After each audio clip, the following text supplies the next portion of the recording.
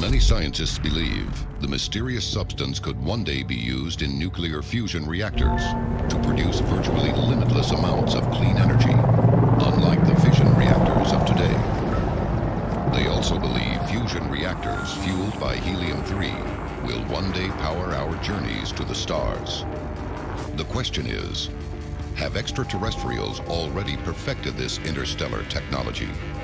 And if they have, does that make the moon a prime location for an alien mine?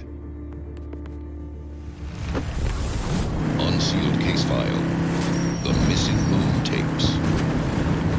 The Apollo 11 mission that fulfilled Kennedy's dream was captured on video and broadcast across the world. But for 2 minutes, that transmission failed. Friendly forces targeting Alpha 1. During Neil Armstrong's transmission back to Earth, there's a missing 2 minutes in that, and people have speculated as to what is in those 2 minutes.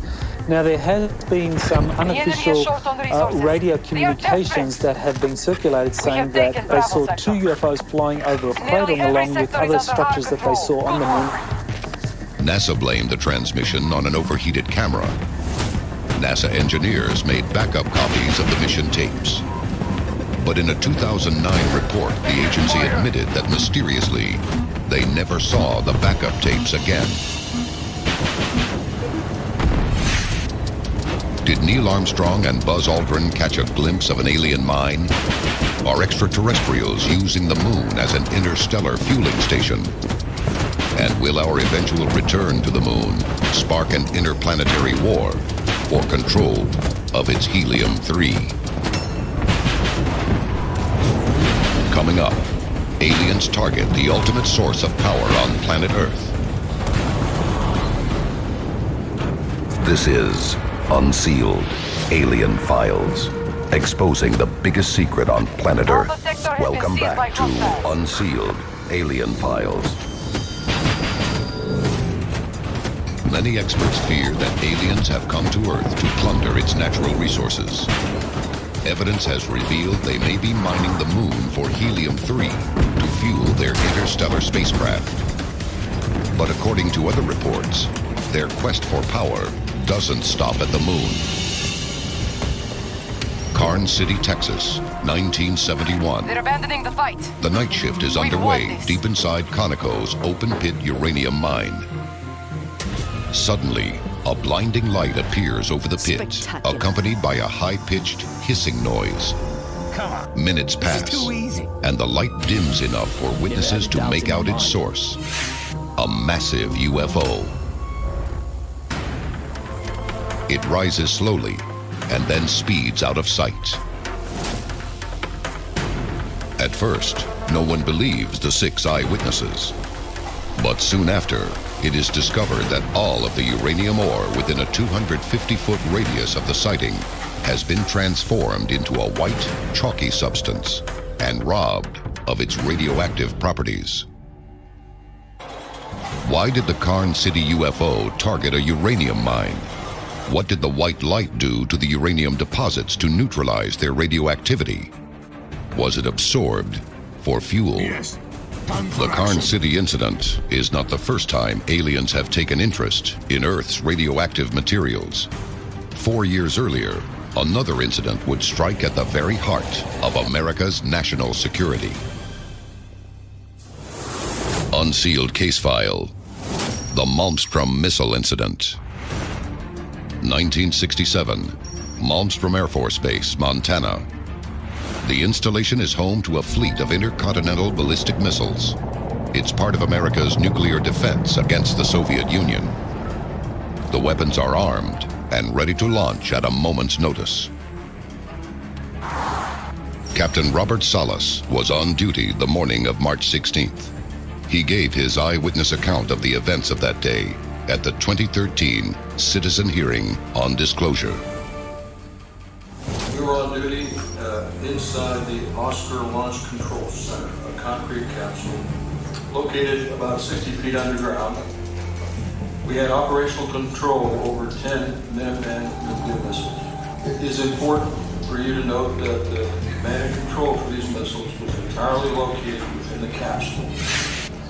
there was absolutely no means to affect any of the missile systems from outside the capsule. Two guards see a shooting star moving in a bizarre zigzag pattern across the sky. Seconds later, another appears. The two men watch in disbelief as the stars begin speeding toward the base. Alarmed, they contact Captain Salas. What they see next makes their blood run cold. There was a large oval-shaped object hovering above the front gate. It was a red pulsating lighted object approximately 30-40 feet in diameter. Salas's mind is racing. What is the craft hovering above the base? Is it a new Soviet weapon? Just then, he witnesses the seemingly impossible. As I started to inform my commander, our missiles began to shut down. We lost alert status on all 10 missiles. This Allied agricultural research facility in Egypt is vital to global Salas production. fears the worst. The US plans to strong Is arm this the local happening at government other by missile handing over bases? control to them. We Is cannot America allow this. now defenseless? A naval light infantry force is en route to the facility. But You then, must stop the Americans just as from claiming suddenly it. as the UFO appeared, The battle is in your it hands. disappears into the distance. The ensuing military investigation will raise more questions than answers. A declassified report on the incident states that rumors of unidentified flying objects around the area were disproven, an assertion refuted by Salas. But it also states there were no unusual discrepancies in the missile control circuits. According to the report, the system shut down for no reason whatsoever. How could 10 of the deadliest weapons in the world be deactivated for no apparent reason? It was announced that there was a computer glitch. I'm very worried about that. I'm not sure I believe that, but we do have witnesses that have come forward, both civilian and Air Force, that said they saw an object. Bravo sector has fallen to US forces. This is still being investigated, but these incidents are still going on. Salas believes the danger is real and very possibly beyond our control. These objects know in great detail how our missiles operate. They can shut down our missiles at any time. They have proven that. If you release that information to the public, what do you say then about, what kind of defense do we have against these things? What brought UFOs to an American nuclear missile base and later a Texas uranium mine, where it sapped the mineral's radioactivity? Are the two events connected? Did extraterrestrials discover the power of uranium at Malmstrom, only to later devise a means of using it for their own purposes? Have the Earth's uranium deposits become a ready source of energy for UFOs? And what else do they want? Coming up, we investigate the disturbing possibility that aliens are here to seize the rarest resource in the galaxy. This is Unsealed Alien Files, exposing the biggest secret on planet Earth. Welcome back to Unsealed Alien Files. Evidence has revealed that aliens may be here to plunder our most precious natural resources. The Earth is rich in oxygen and liquid water, scarcely occurring elsewhere in the solar system or the rest of the known universe. But the Earth is home to something even more rare. According to some experts, it may in fact be the most precious resource in the galaxy. We control most sectors on the battlefield. 1961. Frank Drake is a radio astronomer scanning the galaxy for signals that might indicate an intelligent civilization. He devises an equation to estimate the number of civilizations existing throughout the Milky Way galaxy. The equation takes into account 7 factors, including the number of stars that have planets, the number of planets that support intelligent life, and chillingly, the length of time an intelligent civilization lasts before it is destroyed by natural causes or destroys itself.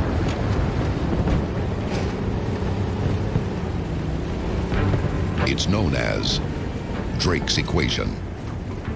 In 1980, renowned astronomer Carl Sagan used Drake's equation to estimate there may be as few as 10 technologically advanced civilizations in the Milky Way at any given time. Given the estimated 300 billion star systems in the Milky Way, spread out over 100,000 light years, that would make intelligent life by far the scarcest natural resource in the galaxy, and perhaps even the universe. Civilizations cannot survive without a collective intelligence that is constantly growing and evolving. Is it possible that aliens have come to Earth to harvest human intelligence, to add to their own? I need your help! Unsealed case file. Ted Davenport. Alamogordo, New Mexico, 1975. 16-year-old Ted Davenport sets out on an ill-advised solo backpacking trip into the mountains. He feels compelled to do so by an indescribable force. Our forces are outperforming expectations. Along the way, Davenport has a constant feeling that he is being watched. At night, he feels compelled to leave his tent. Outside, he is astonished to see a group of small, humanoid beings. He then blacks out. The next morning, Davenport awakens beside his smoldering campfire with no recollection of the night before. He has a painful headache and an odd knot on his skull next to his left ear, but is otherwise in good condition. 5 years later, Davenport is in the Navy. He is badly injured on duty and sent for emergency medical treatment. An MRI reveals a strange metallic implant in his brain. Davenport claims to have been abducted multiple times since the implant's discovery. Doctors will refuse to remove it, despite many opportunities to do so. Davenport claims that aliens use the implant to control not only his brain, but the brains of the doctors who treat him as well. A further scan in 2001 reveals the implant still present. Ted Davenport is just one of hundreds of reported abductees who claim to have had their brains operated on by aliens. And some surgeries are more invasive than others. Many abductees will say that they put something up the nose with an instrument, and they always describe this cracking sound that they hear. Well, if you look up the nasal cavity to the base of the brain, and there's a bone called the ethmoid, and there's two thin little plates. Those are called the ethmoid plates. And if you puncture one of those plates, you're right at the base of the brain. Why are aliens placing implants in human brains? Are they attempting to scan our brains to study what we know to add to their body of knowledge? Or are they here for samples of the brain itself to be integrated into their own physiology? And could there be something even more sinister at work? Every year, thousands go missing without a trace. Could some be victims of alien abduction? And if so, what is their fate? Are their brains being harvested to ensure the survival of an alien race? Is the Earth an intelligence farm for beings from another world? Coming up, the final terrifying revelation that the human harvest may have been happening for longer than we could ever imagine. This is Unsealed Alien Files, exposing the biggest secret on planet Earth. Welcome back to Unsealed Alien Files. The time to act is now. Tell us your story. Get involved in the fight to unseal the truth. Now. Attempting to secure objective Alpha 2. Are aliens harvesting human intelligence? And if they are, how long has this been happening? We rise and we fall. You know, this civilization seems to be about 12,000 years old, but there are older civilizations that have left things behind. You have to consider the possibility that this is not the first time we've been on this planet. Many experts believe that aliens helped plant the seeds of our current civilization. Is it possible they did so in order to harvest humans in the future? And is the present downfall of planet Earth a warning sign that it's about to happen again? This is Unsealed Alien Files, exposing the biggest secret on planet Earth. We control most sectors on the battlefield.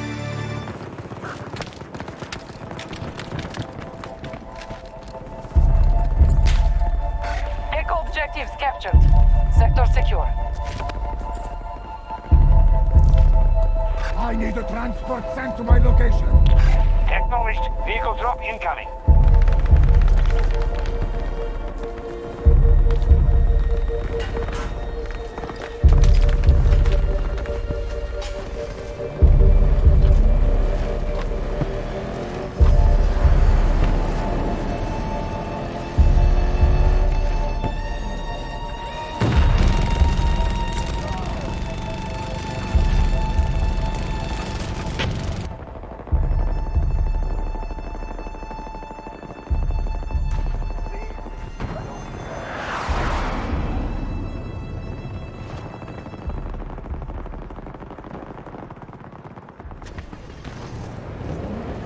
Teotihuacan. The ruins of Teotihuacan Pyramid Complex were a thriving cultural center. Many describe it as the first great city of the Western Hemisphere. Wrapped in mystery as its inhabitants disappeared from the record, leaving no documents to explain this vast architectural marvel. The scale of Teotihuacan is mind-boggling. The bizarre aspects of many of the features are equally puzzling. Their monuments and art capture the imagination of everyone who visits this place. In the ruins of the city, the three pyramids dominate the skyline. Although three major ones still stand, there have been as many as 200 smaller pyramids just a few feet from each other. Estimates of about 150,000 inhabitants are thrown around, but no one really knows, since they all vanished without a trace. Sydney, but there's other people located in Singapore and London, and those places are perfectly real, it's just that we aren't at them. From a time-traveling perspective, it's great news. If the block universe is an accurate description of how things are, then there's nothing to stop us swapping where we are now for somewhere and somewhen else. And that's when the fun really starts. Suppose backward time travel were possible, and I send you backwards in time, and your mission is to murder your infant grandfather. So now it looks like we have a paradox, because if you're going to be there in the past killing your infant grandfather, you must exist. But equally, once you succeed in killing him, it looks like you are wiped from existence. In fact, you never came to be born, and so you don't exist. But now we have what's a contradiction? So you both exist and don't exist, and nobody can both exist and not exist. We already know that your grandfather survives because we know he grows up and marries your grandmother and then has your father and so on. And what's more, you were at his 90th birthday party last week. So when somebody travels back in time, it looks like there's a whole bunch of things that they simply can't succeed in doing because the past is a certain way. And whichever way it is the way it's always going to have been. And so you're not free to kill infant Hitler. Well, in fact, there's lots of stuff you seem like you're not free to do. But you might think the future's somehow not like that. The future is like it's a book, but it's got all blank pages, and you can write in what's going to be the case, and so you can kind of write in how the rest of time goes. But according to the block universe model, all of the book is written. The book is written from the very, first moment of the Big Bang all the way through to the very last moment of the universe, if there is one. So the entire book is written, not just the past. And so you ought to really think that there's something perplexing about free will thinking into the future. And in fact, I think that that's the right way of thinking about things. I think what's different about the past and the future is just how much you know about it. We hold all of Delta Sector. Einstein himself famously wrote that the distinction between past, present, and future is a stubbornly persistent illusion. And as odd as it sounds, that's still the party line in physics today. And while the block universe emerges directly from Einstein's equations, it might be that there are subtle flaws in that logic. that Einstein may have been wrong.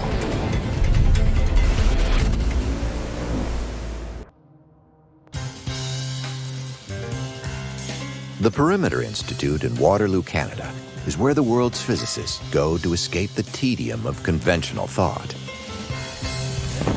Our troops are attacking Charlie 1. Absolutely nothing is off Stop the limits. U.S. forces from conquering every sector. Here, they're rethinking pretty much everything, including time itself. So what is time?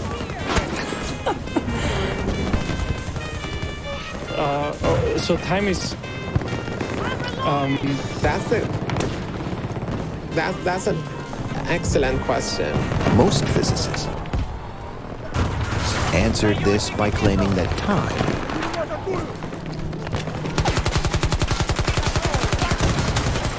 is an illusion, a way we explain reality to ourselves. That's an interesting discussion right here. But one of them, Lee Smolin, has taken the controversial view that when it comes to time, approach is that time is real. If time is the continual construction of the future from the present. Enemy forces have cost us Time is fundamental. It's absolutely the most essential, most fundamental part of our experience of the world. We experience time as an instant flowing to the next instant because that's the way nature is. I don't think we're anywhere near explaining why we perceive the universe as flowing through time. It's a very, very deep question. The biggest criticism I would make is I don't see any equations. It's words so far. So we could ask, is there a kind of mathematics that is really suited to change and growth in time in the way that Euclidean geometry is suited to a static kind of set of relationships? That mathematics doesn't exist as far as I know.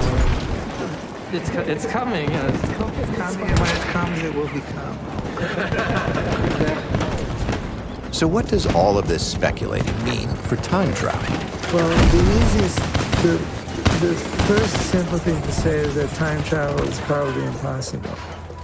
If what's real is the present moment and the past is no longer real and is only real in the sense that there are memories or records of it in the present, and if the future has yet to exist and there's no fact of the matter about the future, there's nowhere to go. All of Delta Sector is under our control. If Professor Smolin is right, and that the passage of time is a fundamental phenomenon, all bets are off. If, however, time is not real and emerges as an illusion thanks to a block of space-time, things start to look a lot brighter for would-be time travelers. I think it's clear to me that there is some probability of us going backwards in time. It doesn't seem to me likely that it's impossible. Basically, in quantum physics, nothing is impossible.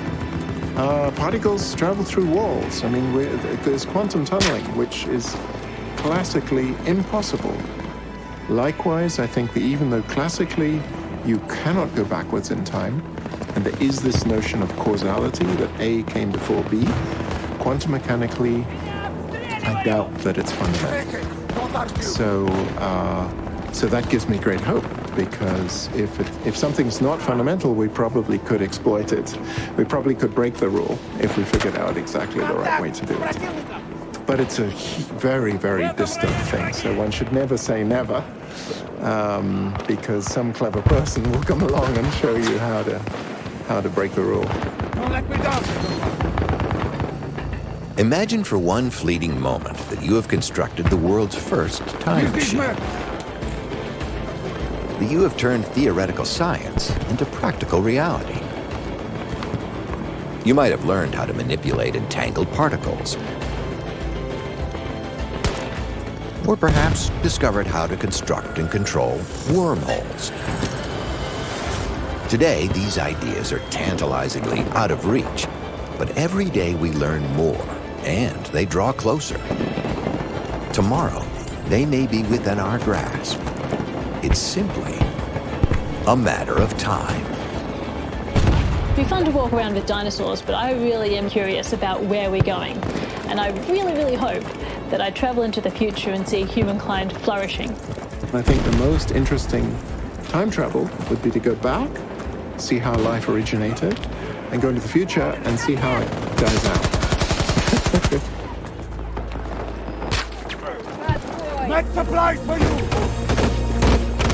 On July 20th, 1969, at 10:56 p.m., Neil Armstrong became the first human to step into another world, the moon.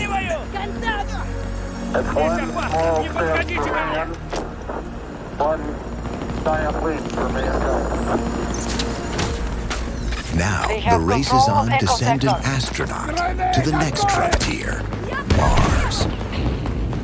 From a technical point of view, we are much closer today to being able to send humans to Mars than they were to being able to send men to the moon in the 1960s. Reaching Mars would bring us closer to achieving one of mankind's greatest ambitions, inhabiting another planet. The survival of our species may depend on it. But it won't be easy. The atmosphere is so thin that if you were not protected by a spacesuit, your blood would boil instantaneously. That would kill you within minutes.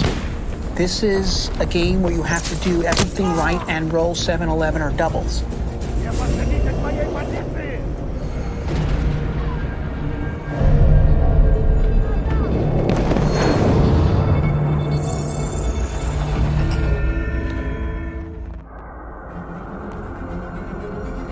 We are moving on Alpha Since 1. astronauts first ventured into space, we have dreamed of being able to live on another planet.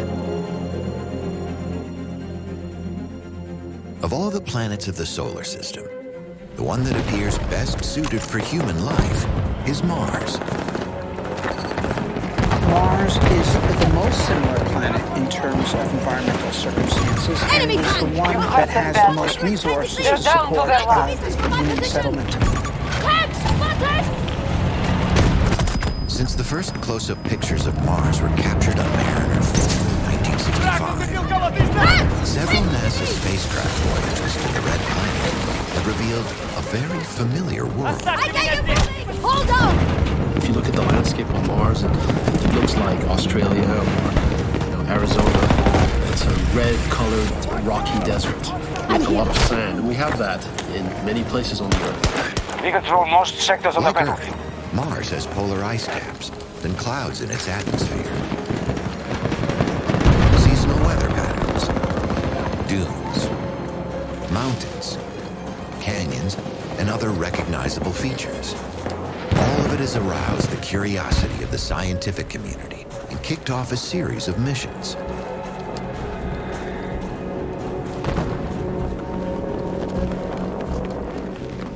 They've claimed all of Delta Since the Sector. 1996 launch of the Mars Global Surveyor program, NASA has developed the Mars Exploration Program. Its goal is to provide scientific information through a series of robotic orbiters, landers, and mobile laboratories. The program started by searching for water, a key ingredient for life as we know it. On Earth, there's a one-to-one connection between life and liquid water. And so instead of looking for life directly, NASA's doing with its partners the easier thing first, which is to look for water. From 2001 to 2007, several missions discovered evidence of past and present water on Mars,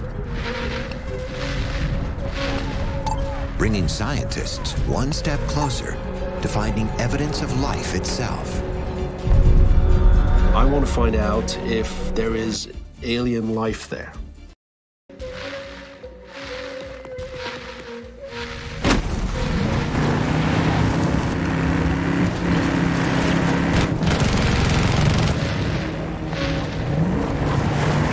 U.S. forces attacking one of our objectives.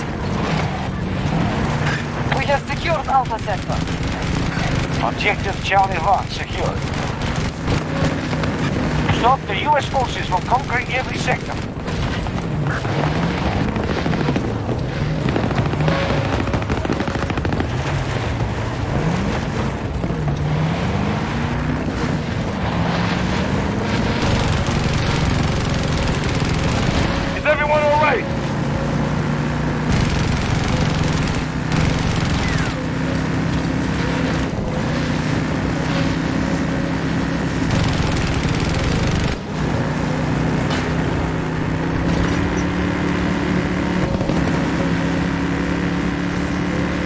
They're attacking Charlie 1.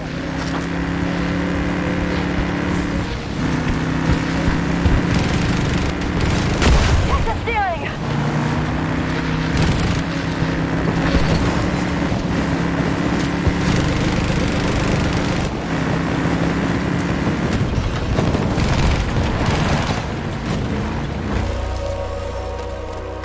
Victory is ours, Snowpats.